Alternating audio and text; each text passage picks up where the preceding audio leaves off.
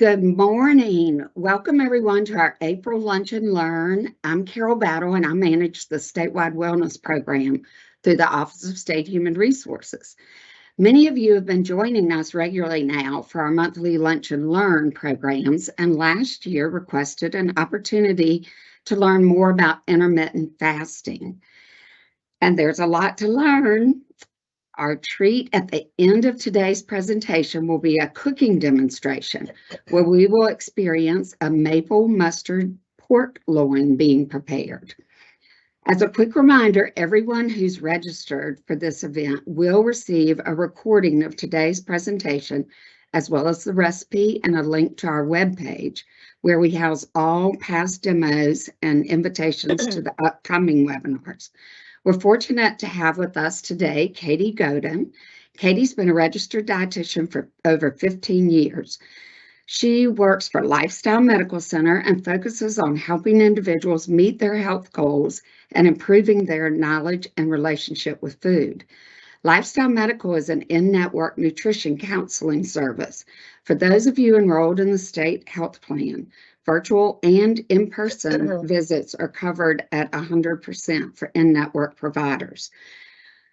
We have dietitians all across the state, so if you're interested in meeting with one, it is easy to find a dietitian near you by logging into the state health plan portal.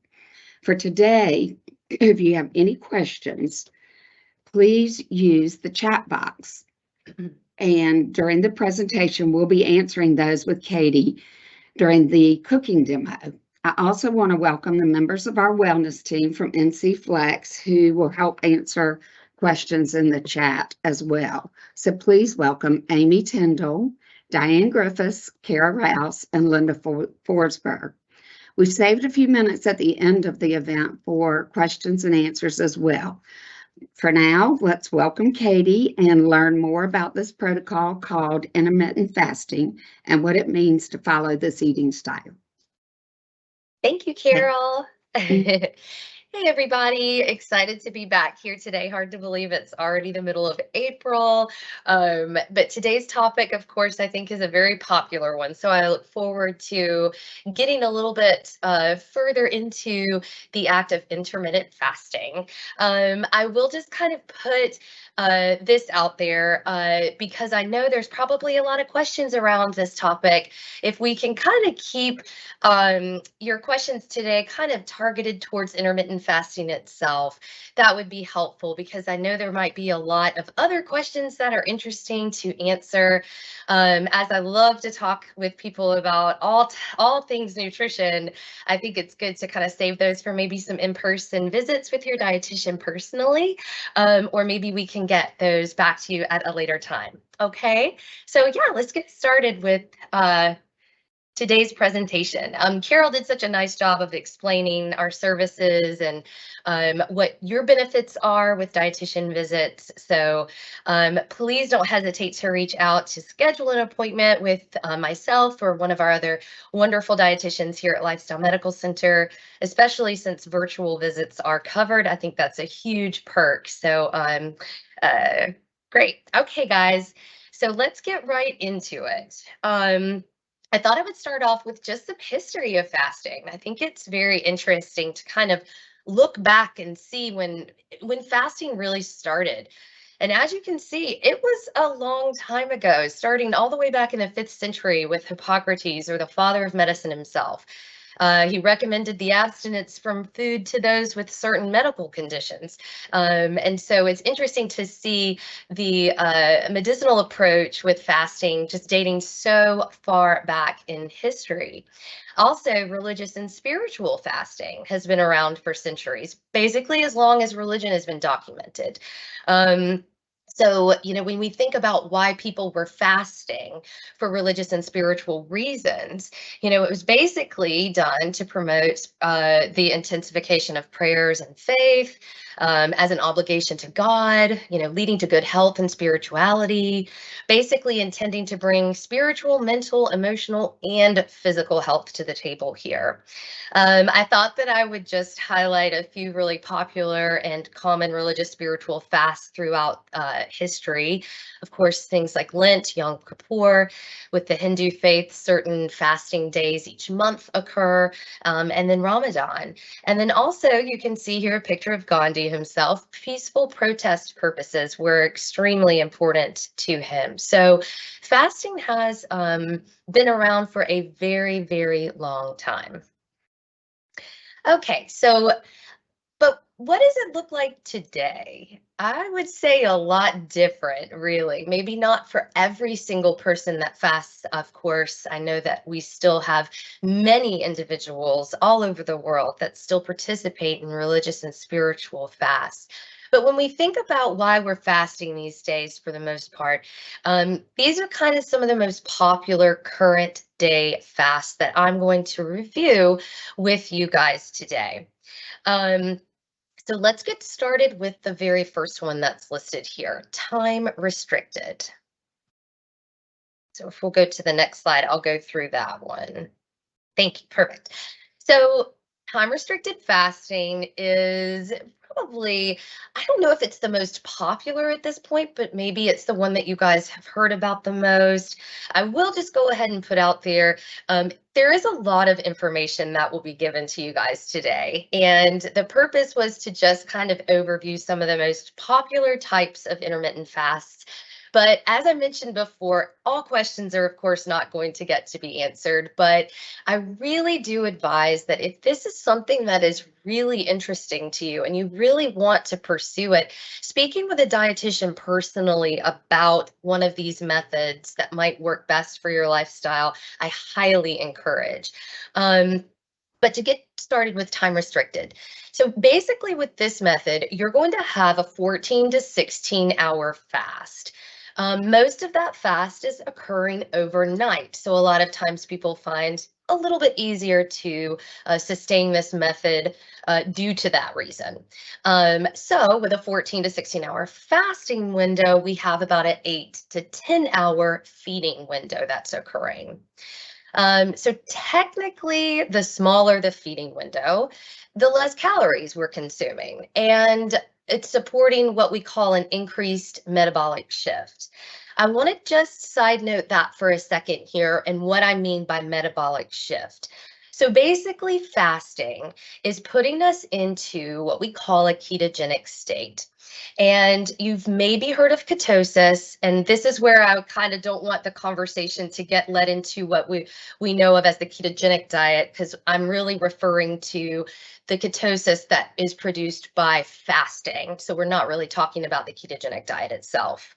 But ketosis is when you use fat for fuel.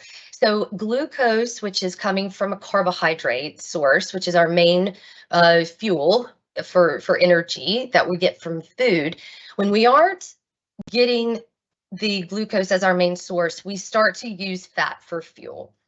And that's what's putting us in this ketogenic state. That can be done through low carb, but that can also be done with prolonged periods without food or fasting. Basically, our body is turning to our storage form of glucose, which is glycogen, and then we're leading into fat for fuel, which is ketosis. Okay, so I just wanted to put that out there because I might mention ketosis a few times, and I think it's helpful for you to understand basically what that means. So we're using fat for fuel here. So research also supports that eating earlier in the day equates to better health effects. For example, our feeding window stopping by 5 o'clock in the afternoon or day versus 8 p.m. in the evening. This fasting in general promotes something called autophagy. So this basically means that when we have a prolonged period of not eating, so 12 to 16 hours roughly, the longer technically the better, research is showing, we have something called autophagy, which is our natural cellular housekeeping process. basically a spring cleaning of our cells that clears out any junk, debris, toxins, basically showing that with that being done, we're seeing really good health results, not just weight loss, but other things that are promoting longevity. But I also want to throw out there that this method of fasting involves daily fasting. Every single day, we're fasting from 14 to 16 hours, like I said, most of it being the chunk of when we're sleeping, but some during the daytime hours. Individuals may find this harder to commit to long term. As you will see with other methods, some are not as, I guess, focusing on daily fasting. So, okay, so let's get into the next method explained. So overnight fasting, I don't want to take away from just the fact that a simple 12-hour fast at night can be really beneficial. I think for someone who maybe is interested in trying out fasting, maybe they feel this is a little more simpler to implement or get started with, and maybe they merge into those longer fasting windows, such as with time restricted. So, for example, a 12-hour fast might be from 6 o'clock in the evening, we eat dinner, and then we do not eat again until we wake up in the morning at 6 o'clock. Or maybe we eat a little later, 7, or we can push that 12-hour fasting window out, of course, to where it's 7 or 8. But as I mentioned before, we're seeing better results metabolically when we stop the window earlier in the day. So the earlier, the better. The metabolic effect studies are showing not as strong, but they're still there. One thing that I always like to tell people is that with just this basic overnight fasting where we're stopping eating after dinner, it can really be a helpful barrier for those that might struggle with nighttime eating. It allows for meals to be eaten also at a bit more of a normal time frame. So, okay.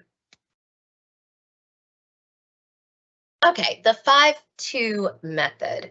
Maybe this is one that you guys have not heard about. So maybe this is all new information, whereas you've heard of the time restricted, and maybe you've heard of just doing an overnight 12-hour fast. So the 5-2 method, I tried to give you a visual here to make it a little bit easier to understand, but you're going to have 2 days of caloric restriction, not necessarily the same as the 2 I just mentioned, because we're not having prolonged periods of fasting here. We're just having 2 days throughout the week of reduced caloric intake.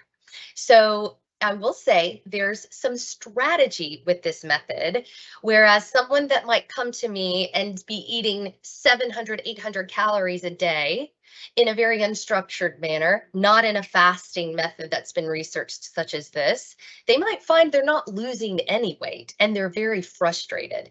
That's because your metabolism can certainly be altered in a negative way if we aren't doing it in this type of strategic manner. So it's important.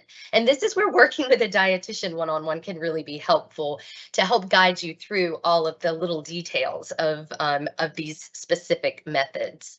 But basically, one pro that people find with intermittent fasting is that research is showing that you do not necessarily have to calorie count and be so focused on how many calories that you're consuming during your normal days of eating, if you will, or during, with the other methods, your standard eating windows that you're kind of sticking to. However, I'm going to come back and let you know that that sounds almost too good to be true, because it can be. We can't just simply eat anything we want and expect to see the same results metabolically and physically. It's still encouraged, of course, to respect your body's fullness cues. We can get into disordered eating habits, binge eating habits, and lots of other negative things can result as of just a free-for-all mentality. And so that's where I think fasting can sometimes get completely kind of misconstrued and complicated for people. But moving forward with this particular method, your the days that you are eating lean, as they call it, or 500 to 600 calories roughly for men and women, you do need to space them out. So that's why I thought the visual here was helpful. So you have a day of eating low calorie, and then you need at least one day of kind of normal eating to occur before going into your next low calorie day. So what are the pros of this method? I mean, some people might find that you're more compliant because you just don't have a lot of rigidity compared to the time restricted. You certainly have low calorie days, but there's just 2 of them. You can also be strategic with when you do these days. There isn't really research showing that you have to do them the same exact day, week after week.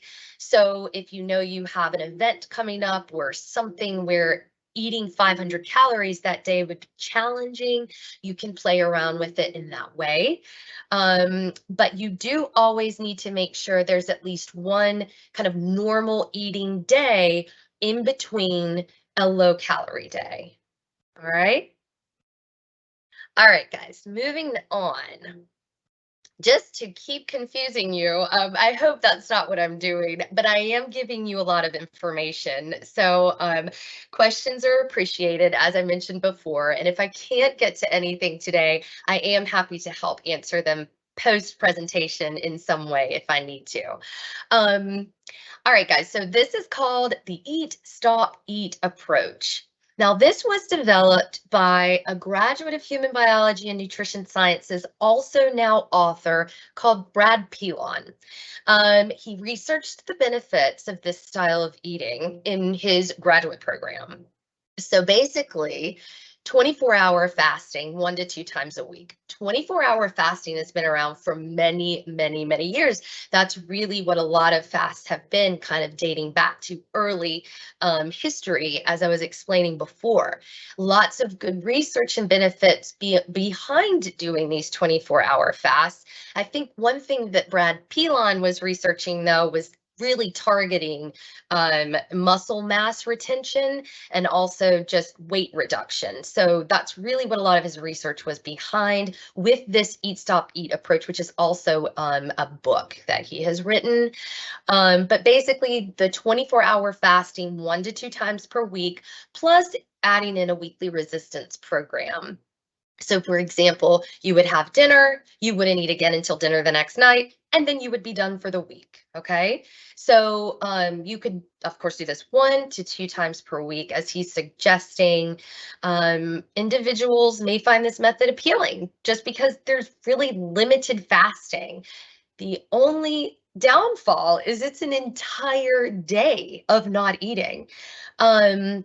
So yeah, there's things to think about, I think, if you're really kind of contemplating one of these fasting methods. As you can see, they're kind of different from one another, and some are similar, but there's quite a few different approaches that you could take with fasting.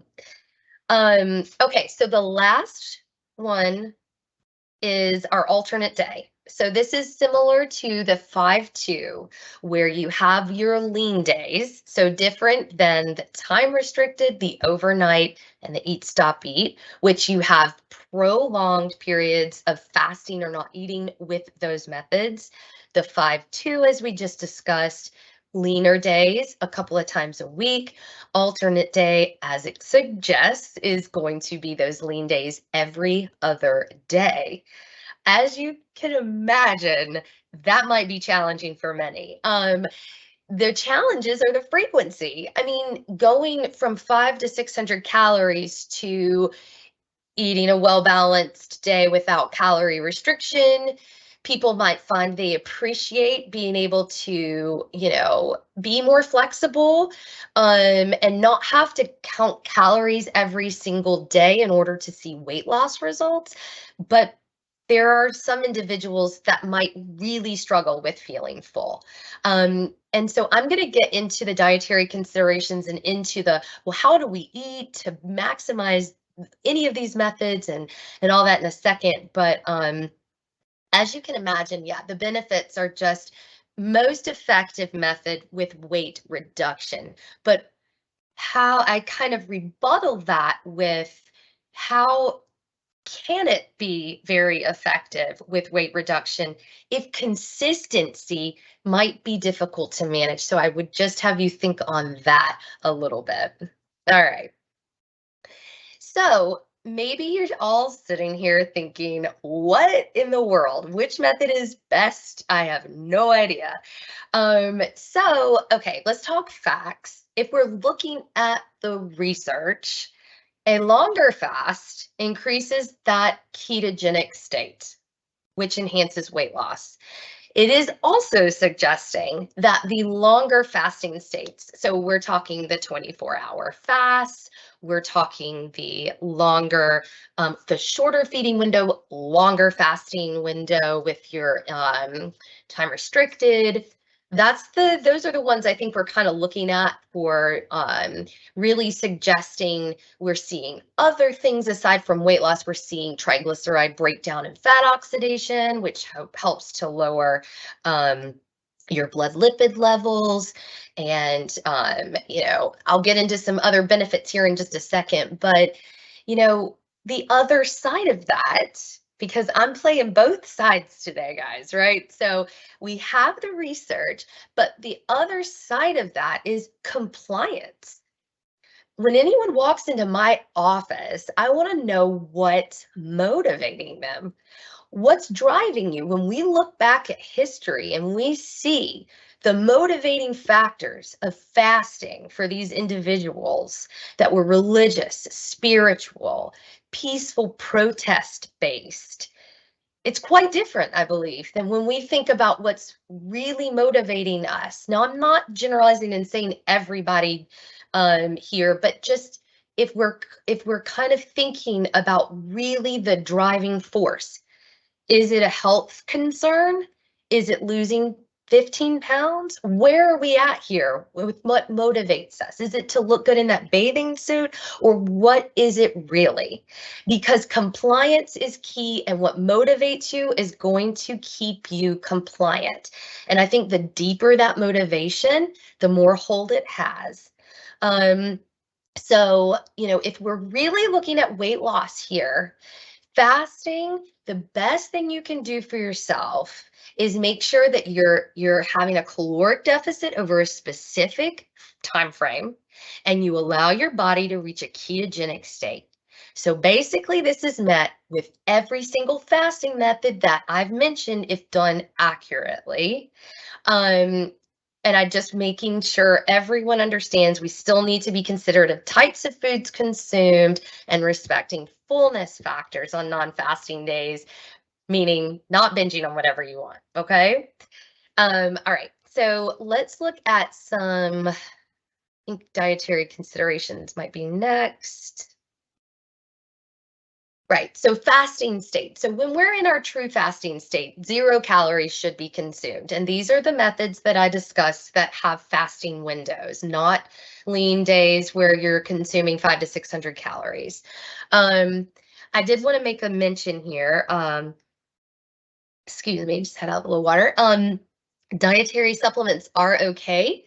However, gummy vitamins, because they contain sugar, will knock you out of a ketogenic state, which is what's happening with your prolonged fast. So those need to be avoided. You can have just naturally containing 0 calorie sugar-free beverages as well.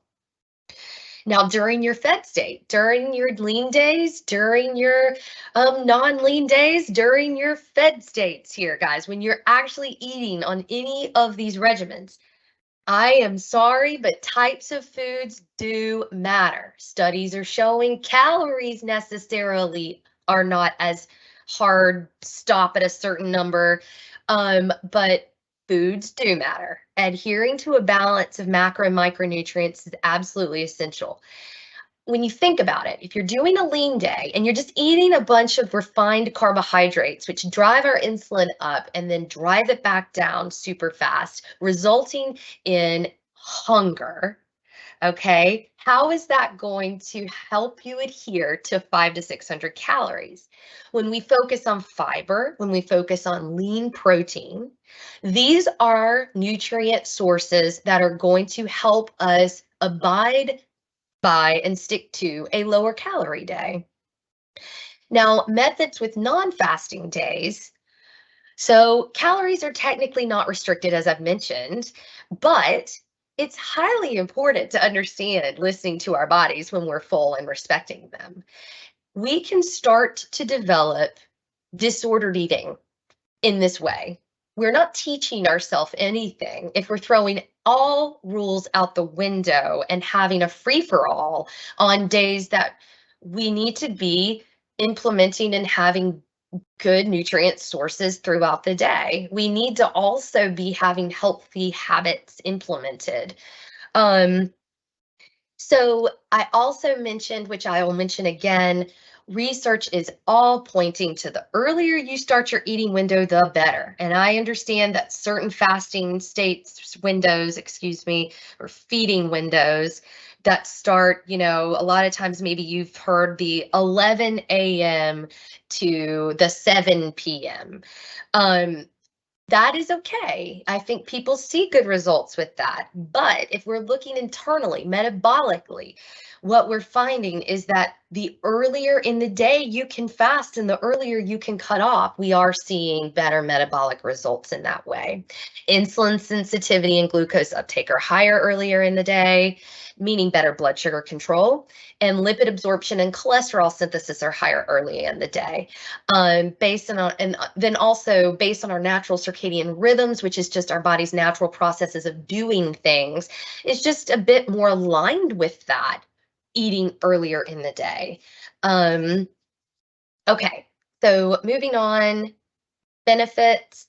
I've mentioned them throughout: weight loss, metabolic advantage due to a ketogenic state, positive stress on the body. Basically, research showing similar to vigorous exercise, how we want to pump our heart, we want to get ourselves. That's a positive stress that we're putting on ourselves that shows good results. We're able to recover from that very easily.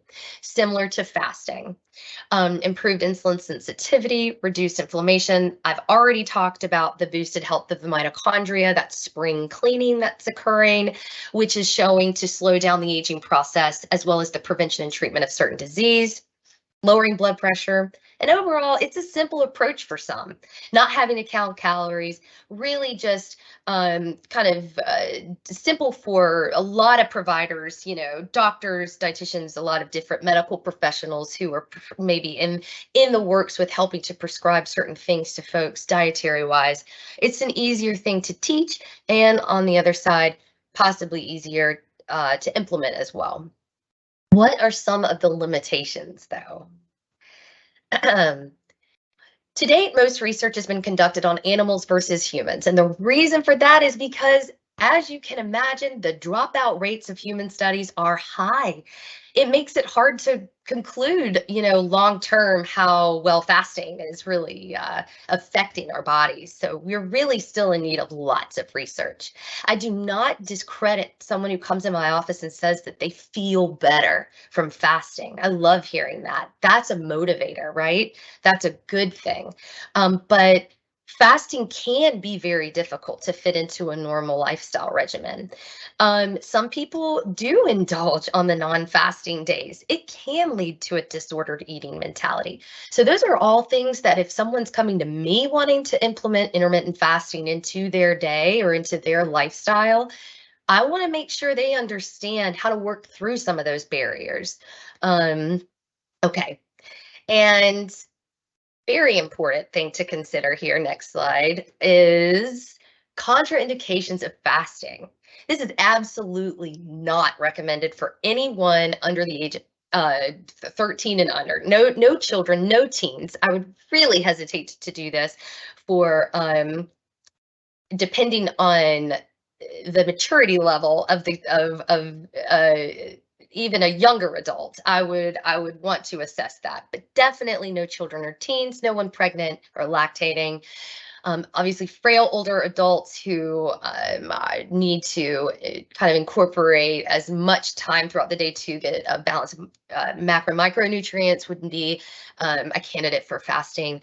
Any history of eating disorder or disordered eating habits, and I'm a hard no on that. I really feel like that could trigger up old behaviors. So that is a very big discussion that I would want to have with that individual.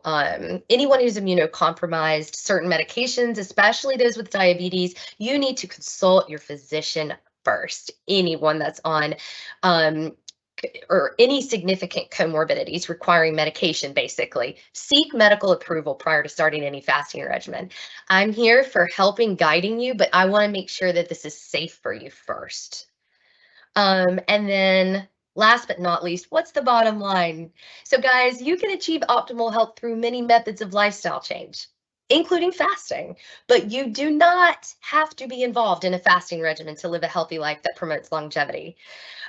For those seeking weight management, the main goal, in my opinion, is to develop a well-balanced eating pattern that is sustainable and can support weight loss and healthy eating habits over time.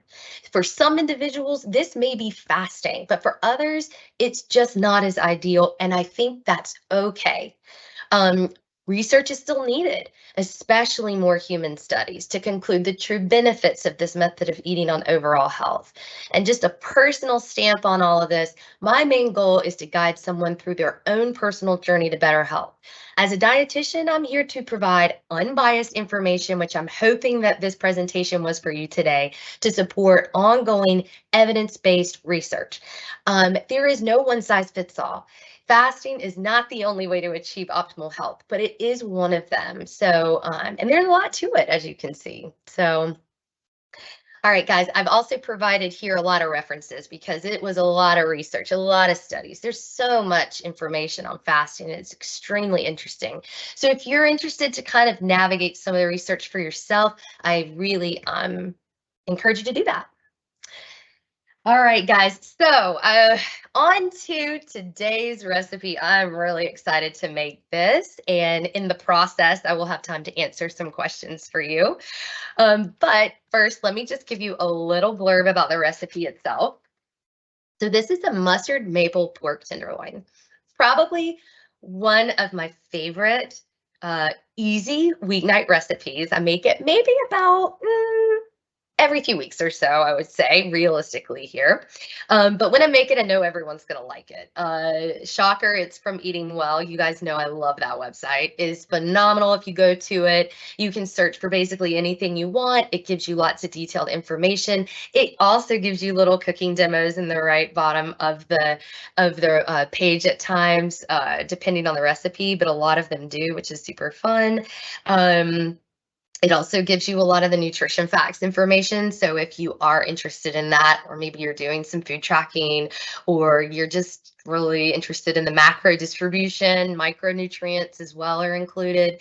So I really appreciate that. I like this recipe because it's limited ingredients. So that's always a hit for a weeknight recipe that you can make after work with no problem. So talking about pork itself, I know some individuals may not eat pork. Actually haven't tried this with another protein, but I would probably kind of pivot towards chicken. The sauce itself is relatively, I feel, versatile for protein sources, but I mean, I think I would try that if you're not wanting either red meat or pork specifically. Kind of just to put my stance on red meat consumption 1 to 2 times a week, basing it with other really good, healthy, fiber-focused ingredients throughout your day and week, which I'll show you a couple easy sides that are going to go along with this as well. Okay, so as I'm getting started here, I have already preheated the oven to 425, so you'll want to go ahead and do that first before you start your prep of your pork tenderloin. As I'm getting this kind of opened up here, I can take a question or two. Katie, I've been trying to answer most of these as you go, but can an artificial sweetener like Splenda be used during fasting time? Same questions are coming in about cream with your coffee, whatever. It basically just no calories. Right. No calories. So yeah, no cream. Some people might argue that everyone's individual with what knocks them out of ketosis. Some people can have a little bit, some people might not. So I just across the board say nothing calorie wise. Okay. And along those lines, are beverages with flavor on a fasting state? Beverages that don't have any calories, basically. Okay. So as long as they don't have calories. Yep. And so, oh yeah, go ahead. You go ahead. So what I'm doing right now is a tablespoon of the Dijon mustard with a little bit of salt and pepper. And I'm going to lather this on to the pork here. And I am just going to kind of spread it all over. So you've got your pork tenderloin, about a pound of pork here. You might double the recipe depending on how many you're trying to feed. Again, I have a tablespoon of Dijon mustard, a little bit of salt and pepper. I don't ever really use a lot of salt and pepper, so I just kind of put it on there and sprinkle it on there. Especially salt, I feel like you don't really even need it. There's way too much flavor. I'm going to get down and dirty with this. The other thing that I did with this is I trimmed the fat a little bit. Luckily, pork tenderloin just doesn't have a lot, so there wasn't a whole lot of that to do. So guys, I am going to go ahead and get this on the stovetop here. I'm going to move some things around. I've got, all right, bear with me for a second and then I'll adjust this screen. Okay, there's my pan. So what I've done is I've taken the pork tenderloin and I've put the Dijon mustard all over it with a little salt and pepper. I am going to put it on my pan here on about a medium-high heat, and I'm going to sear all sides for just a few minutes because it's going to go in the oven. But what I'm going to do really quickly, it's saying here, I do not want to leave this. Okay, sorry. So I'm going to pull my a little closer. All right, so what I'm doing is I've got it in my pan. I've got the whole pork tenderloin, and basically I'm just going to cook for like 1 or 2 minutes on each side. And, you know, it'll, as you can see, I like tongs to flip it. So as you can see, it's already starting to cook. So I'm just going to kind of flip it over on the other side. So already starting to cook a little bit here, but what you do with this recipe is you put it in the oven and it bakes for 15 minutes with in the pan. So I love that. You're only dirtying up about one thing. All right, so while that's happening, another question? Along the lines with the pork, lean pork, which is good for you, what type do you use? This is a pork tenderloin. Are you talking about brand? No, she just asked what kind. So a pork tenderloin. Gotcha. Yeah, this is a pork tenderloin. So a pork tenderloin is going to have the least fat accumulated with it compared to a loin, a chop, you know, things like that. So the pork tenderloin, they can be a little expensive. So what I usually recommend is grab them when they're on sale. And you can also, I think I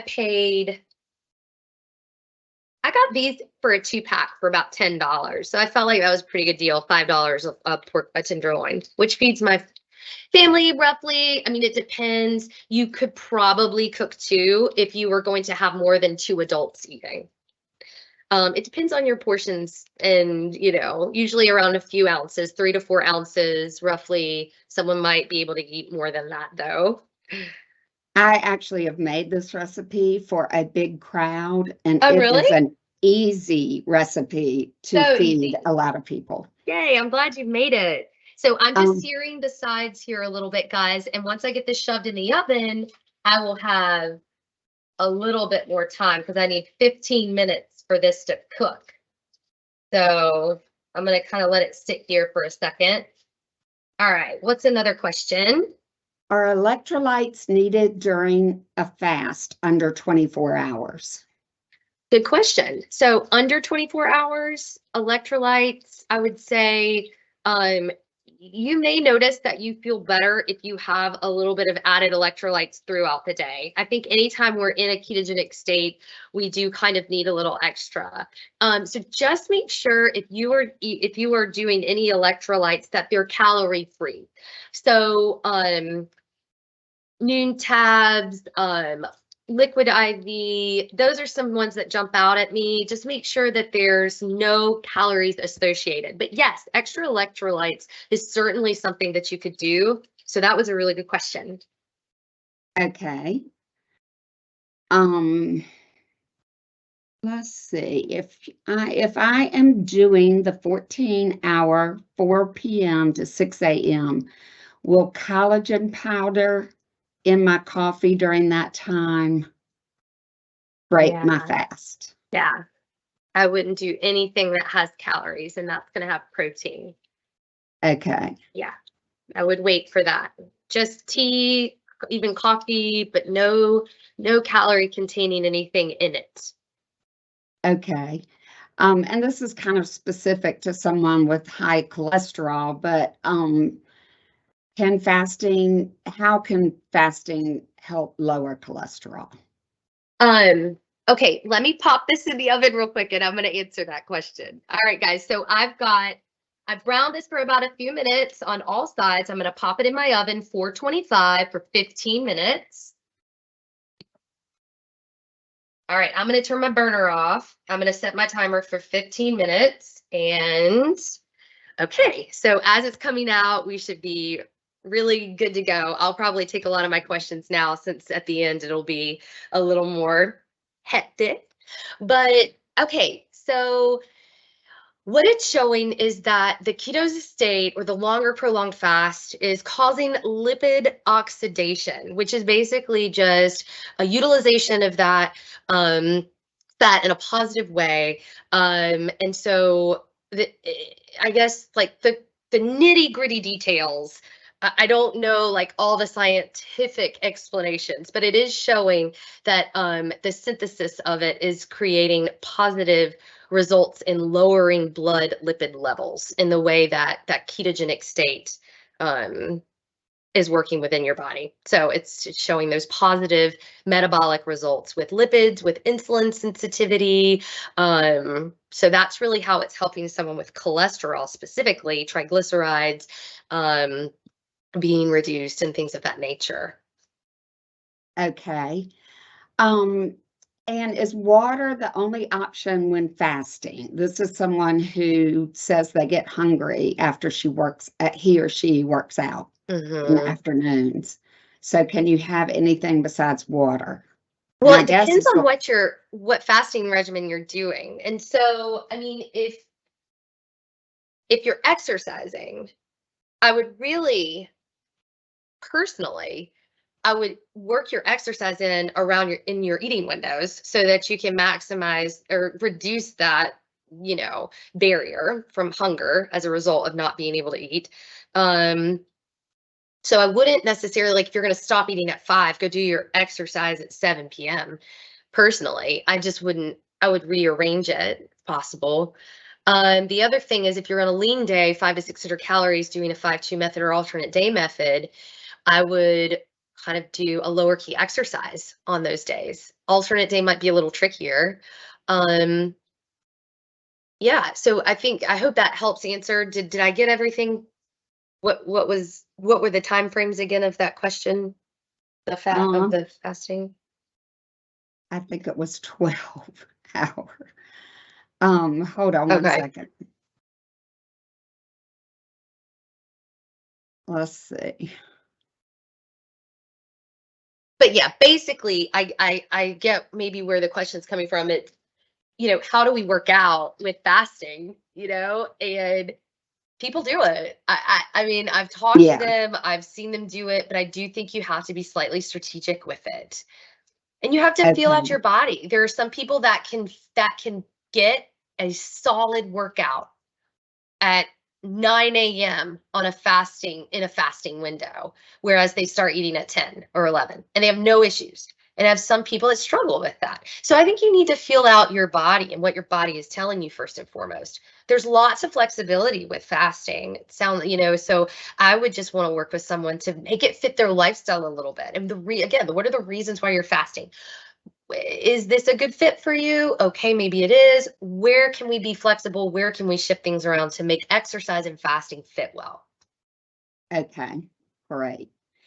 And we have had a few questions about timing and if someone works the night shift, then eating earlier in the morning is not ideal. Wouldn't you put out a protocol suited to your lifestyle? Yes, right? I would.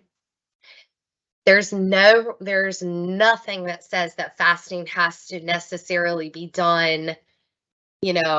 Like I said, there's flexibility with it. There's what research is researching, and most research is going to be researching those in a bit more normalized sleep-wake states. But I do get that there's night shift, and I feel like we would just need to pivot those hours to look a little differently. Your fasting needs to be in your sleeping. So, and if your sleeping is altered with your night shift, then fasting just might not be as conducive to your lifestyle in this time of life. So I might want to understand why so strong focused on fasting versus something else that might be a little bit more conducive to your lifestyle that you could also see very positive similar results. So that's kind of what I would do. Okay. And honey has calories, correct? Yes, it does. Sugar. Yes. Yeah. So it cannot be consumed during. No. Mm-mm. All right.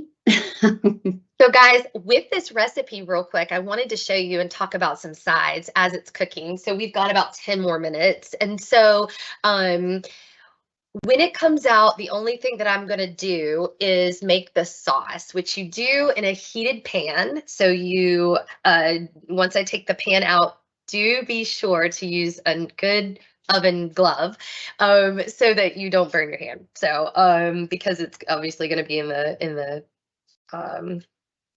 oven. So I am going to take 3 things to make this sauce. So let me go ahead and explain that since it'll get a little bit chaotic in a second. I've got some apple cider vinegar. I'm going to use a 1/4 cup of that. Okay. 1/4 cup of apple cider vinegar. So I'm going to go ahead and pour that. I can open this up. And then I'm going to use a little bit of maple syrup. Now, for someone with diabetes and they're wondering, can I use maple syrup? This particular recipe has such high protein to it, and the fact that you're going to be pairing it with other fiber-rich foods, which I was going to show you here in a second, but I'm praying that there's another apple cider vinegar. I literally can't open this. Hold on one second. Oh, I got it. Oh, all right. Don't you hate that when you can't open something? Okay. So I'm going to do a 1/4 cup of apple cider vinegar. And I'm going to set it down right over here. And then when the pan comes out, it's going to be nice and hot. So you pour the vinegar over it and you let it burn off a lot of the remnants of the pork as I take the pork out. And so they're kind of like the little burnt crispy areas that have kind of accumulated onto the pan. You kind of scrape that off in the apple cider vinegar. And then you're going to add a little bit more of the Dijon mustard. So 2 tablespoons of Dijon mustard with a 1/4 cup of apple cider vinegar. So I'm gonna get that measured out here. And then we're gonna do 2 teaspoons or two tablespoons of a maple syrup. Okay. Okay. And that's what makes that maple mustard sauce that's so good on top of it. All right. What other questions do I have? Let's see. How do you, if you're doing intermittent fasting, what if you have to go out to dinner with friends, or how do you address something like that? If you break your fast one day, hey, it's not the end of the world. A lot of people find that they choose methods based on flexibility. I mean, again, the 5-2 method is a little tricky because you have those lean days, but the positives of it is that you could adjust those days to allow for you to eat dinner out that night without having such low calorie in your mind. The other thing is to shift your intermittent fasting window slightly that day. If you're going out to dinner at 7 o'clock, maybe you end your fasting at 8 that night, 12 to 8 instead of maybe 10 to 6 kind of thing. Maybe you don't fast that day, and I think it's going to be just fine. You just kind of need to balance out again what's motivating you. What are your reasons for doing this particular method of whether weight loss or prevention or treatment of chronic disease, whatever it's motivating you.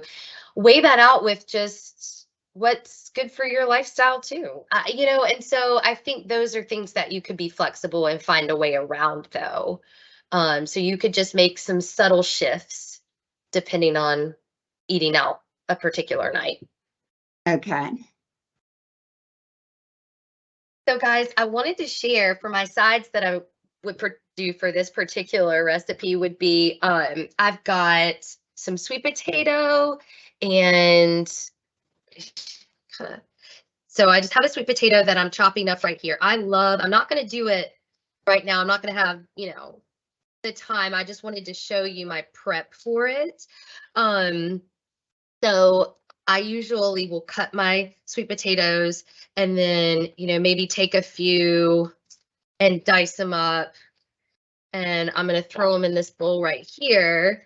And I usually just put a little bit of olive oil, salt, and pepper, and I roast them in the oven for about 20 minutes on about 400. You could even use the same oven that you use the pork for and kind of do it at the same time.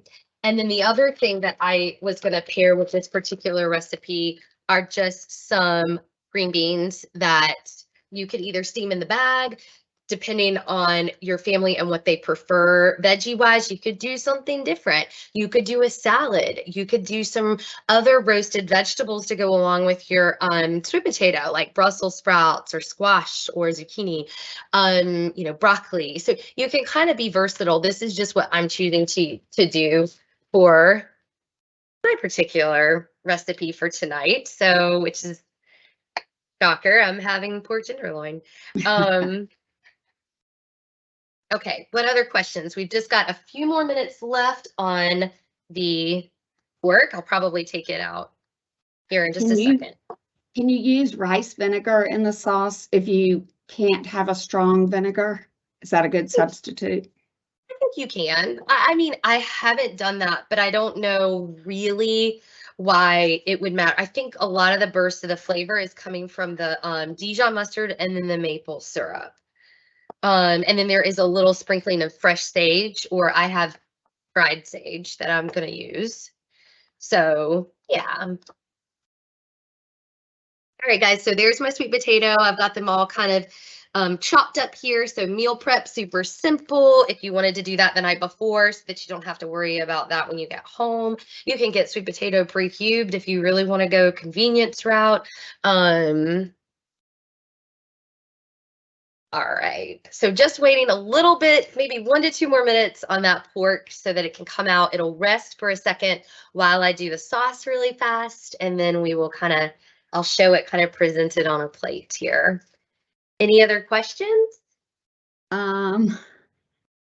Let's see. If you use keto gummies, will that help with weight loss, or any of the fiber gummies, anything of that sort? Keto gummies have me stumped right now. I don't know what okay. But fiber gummies, I mean, fiber is definitely a helpful thing to incorporate into your diet as a means of slowing down the digestion of the food, helping with blood sugar control, making you feel full longer due to the nature of what these fiber sources are. I would say that depends. I would probably want that individual to get fiber from all other sources and not rely on a supplement just itself or a gummy or something like that. I wouldn't say that alone is going to produce weight loss. I would say fiber in itself as a whole nutrient and a whole food is what I would want to encourage. But yes, fiber is certainly an important part of the picture with weight management and just controlling hunger. Should we alter weekly, like the 5-2 and the 8-hour eating window to avoid weight loss stalls? I think that might be an individual approach. You mean sorry, let me make sure I understand that question. So you mean alter methods? Yes.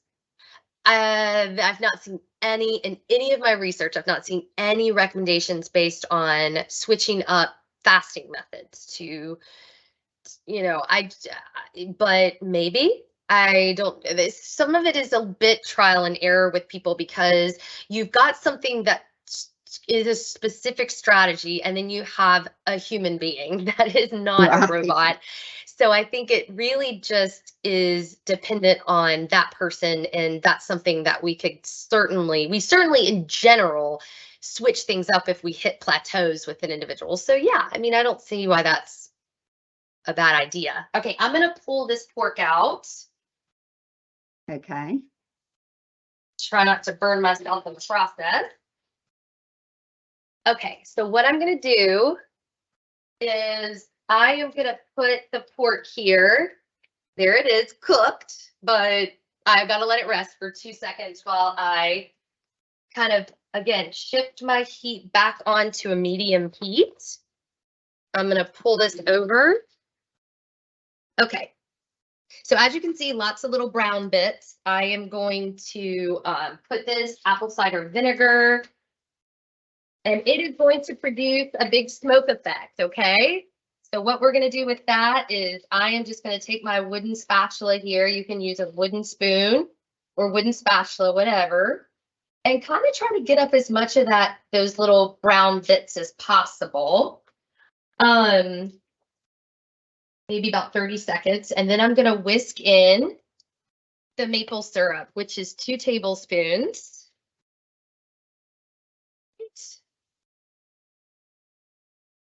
All right, guys, so I've got my 2 tablespoons of maple syrup. You can just do it right over the pan here. So I'm going to whisk that in, and just a regular whisk here. Mine's a metal whisk. You can use whatever whisk, just to kind of mix it up.